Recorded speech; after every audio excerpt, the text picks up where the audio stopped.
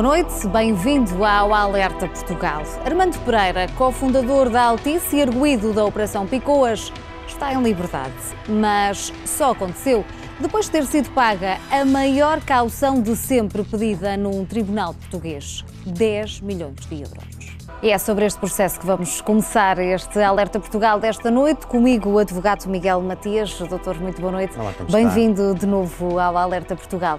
Percebermos antes de mais, falamos aqui de uma caução que não é só uma caução, é a maior de sempre pedida em Portugal. É verdade, boa tarde, boa noite antes de mais. É a maior pedida em Portugal, nunca se viu tal coisa, já tivemos cauções da ordem dos 3 milhões de euros, mas é preciso primeiro perceber o que é isto, o que é uma caução, que não é uma medida de garantia patrimonial, como nós chamamos, que não servirá nunca para garantir, portanto, alguma indemnização eventual no caso de condenação. Aí estaríamos a falar, por exemplo, de um arresto preventivo de bens ou de património, como aconteceu com os carros que nós pudemos assistir, que foram arrestados. Aqui trata-se de uma medida de coação que é substituta de uma outra medida privativa de liberdade. Estamos a falar de uma de duas, ou a prisão preventiva, ou, portanto, a obrigação de permanência na habitação com o controle eletrónico, a chamada pulseira eletrónica. Esta é a substituição e, portanto, devemos questionar, como é óbvio, é o nosso papel, se a aplicação destas medidas não desfavorece, de alguma forma, outras pessoas que, alegadamente, possam também estar numa situação semelhante e que não têm essa capacidade ou essa disponibilidade para suportar e para pagar estes montantes que, caso a pessoa venha a ser absolvida, ser-lhe-ão devolvidos, como é óbvio, não é? Portanto, são questões que é a maior de sempre, nunca tal aconteceu. Tenho algumas dúvidas sobre a bondade destas cauções, destes montantes, porque entendo de alguma forma o seguinte: as medidas privativas de liberdade, portanto, como preventivas, como o nome diz, são preventivas de algum requisito. O perigo de fuga, por exemplo, o perigo de continuação da atividade criminosa, outro exemplo, o perigo de ocultação de prova ou dissipação de prova. Portanto, são variadíssimas as circunstâncias ou os requisitos que fazem com que o Ministério Público, detentor da ação penal, peça ao juiz de instrução criminal que determinado visado, arguido, suspeito da prática de um determinado tipo de crime, como este caso de um conjunto de crimes, que esta suspeição possa pôr em risco alguma destas condições que eu referi. Mas com este pagamento, portanto, existe uma liberdade total. Com este pagamento substitui-se aquele perigo como se ele deixasse de existir, o que de facto pode não ser verdade. Porque se os requisitos eram o perigo de fuga, eventualmente também se retira o passaporte. Sabemos isso. Mas também hoje em dia é fácil uma pessoa, portanto, andar pelo mundo fora. O perigo de ocultação de prova é algo que o Ministério Público não sei se ponderou ou não, neste caso concreto, porque não conheço os fundamentos como nós não conhecemos, não estamos dentro do processo, mas o Ministério Público, quando pede portanto, uma destas medidas, está já a equacionar estes riscos. Portanto, se estes riscos se dissipam, naturalmente que é de questionar a sua substituição por um montante tão astronómico como este. Porquê deste valor, doutor? Este valor terá certamente a ver com a alegada capacidade financeira do arguido. E, portanto... Ainda assim o Tribunal saberia de antemão que o arguido dispunha deste valor. Que dispunha deste valor, claro, como fez já com outros arguidos, com outras circunstâncias, também figuras conhecidas, que suportaram valores elevados, os tais 3 milhões que eu referi há pouco, para ficarem em liberdade até e durante o julgamento. Aliás, o decurso do processo. Mas tudo isto é a tal questão de lhe perguntar, de saber se não há aqui um desequilíbrio face àquilo que é ou que deve ser a justiça, uma justiça equitativa e uma justiça para todos. E essa justiça pode portanto, não estar a existir dentro do próprio processo ou não? Porque há outro arguido que permanece em prisão domiciliária. Não, porque esse outro arguido ficou em prisão domiciliária, que é uma medida privativa de liberdade e que conta já, ou desconta, aliás, na pena a que vier potencialmente a ser condenado, não sabemos, como é óbvio. mas ou não terá requerido a substituição por caução, ou o Ministério Público entendeu naquele caso concreto que, pelas circunstâncias, alguma delas que eu referi há pouco e ainda há mais, portanto, não haveria um risco maior que não deveria substituir-se por uma caução. Mas terá sido, segundo disse a vossa peça, já pedido uma revisão. De 3 em 3 meses é obrigatório que o juiz de instrução criminal verifique os pressupostos de aplicação das medidas, neste caso as privativas de liberdade, e verifique se os pressupostos se mantêm e aí renova a medida ou, a requerimento, substitui a medida.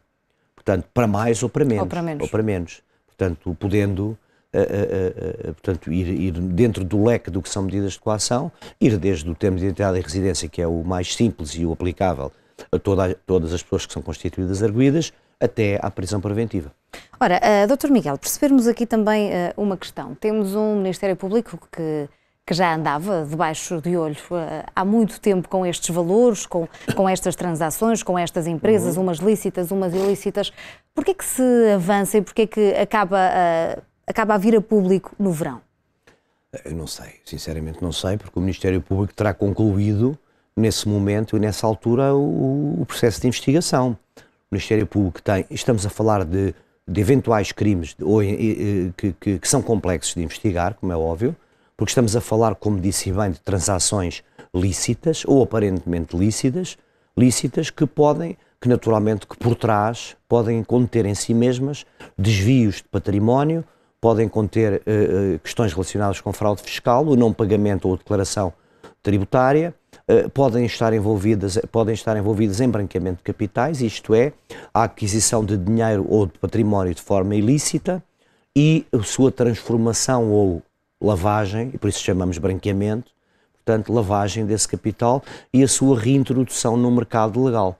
Portanto, estas dificuldades de investigação que o Ministério Público tem nestes processos maiores faz com que demorem tempo, portanto, e como disse bem, o Ministério Público já andava debaixo do olho, mas entre o andar debaixo do olho e descobrir ter prova, não é? e ter indícios, não é prova, e ter indícios vai muito, ainda corre muita tinta, como é óbvio, não é?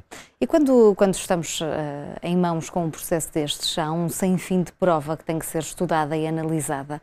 E isto para quem está em casa perceber também, demora muitas vezes este tipo de processos? Demora bastante porque são complexos, a investigação é complexa, porque as operações em si mesmas também são complexas. Estamos a falar de operações financeiras, estamos a falar, por exemplo, da aquisição de património de forma triangular entre vários países. Estamos a falar, por exemplo... Que era adquirido, vendido... Sim, portanto, estou a falar hipoteticamente, porque não conheço o caso, como é óbvio, não é?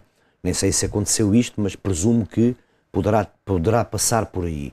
Portanto, estamos a falar de colocação de património em nome de terceiros, para que o nome do visado não surja, embora mantenha o controle. Portanto, estamos a falar de muitas operações que não são propriamente descobrir um assalto a uma orivesaria, não é? Portanto, são coisas complexas que demoram bastante tempo, tem recurso a provas técnicas bastante complicadas, há recurso naturalmente à prova testemunhal, portanto, e os indícios vão sendo recolhidos pelos órgãos de investigação criminal, neste caso a nossa Polícia Judiciária, sob a orientação do Ministério Público, portanto, para que se chegar a uma conclusão, a um relatório final que a Polícia Judiciária emite e que é ele próprio o suporte para o despacho final do Ministério Público. Se será de arquivamento quando não há indícios, será de acusação quando esses indícios existem ou se verificam. É um dos tipos de crimes, chamemos-lhe assim, mais difíceis de provar em tribunal por essas entradas e saídas de valor? São também difíceis depois de provar em tribunal e de eventualmente levar a condenações, porque são muito subtis as formas. Discretos.